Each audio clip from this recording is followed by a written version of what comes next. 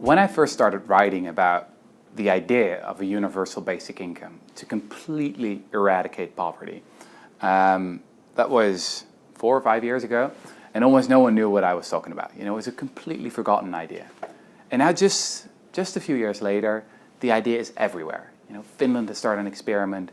Canada has just announced a big experiment. A lot of people in Silicon Valley are interested. There was even a French politician proposing it. I mean, things are developing really quickly right now. Now, the question that many people have about basic income is, how would it actually work? You know, what would people do with it? And we can have a very long and probably boring discussion about that. Maybe you would have a negative vision of human nature, and maybe you think that most people would be lazy, and then I would say, no, most people are pretty nice, they want to do something with their lives.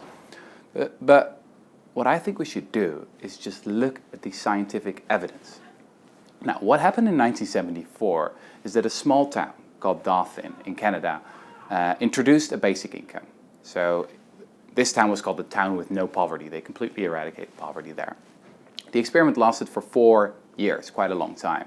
And there were a lot of economists and sociologists and anthropologists who all went to that town and started studying the effects of it.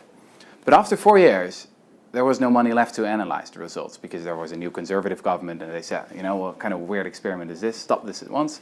So they had all these results, all these graphs and tables and interviews, and they put it all in boxes, put it away in the archives, and forgot about it.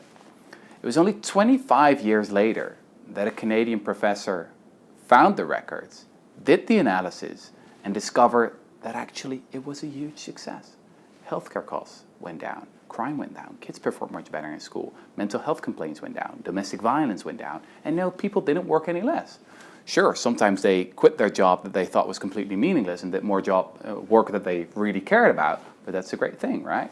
So time and time again, if we look at the actual experiments with a basic income, time and time again, it's incredibly successful. So why don't we just look at the evidence?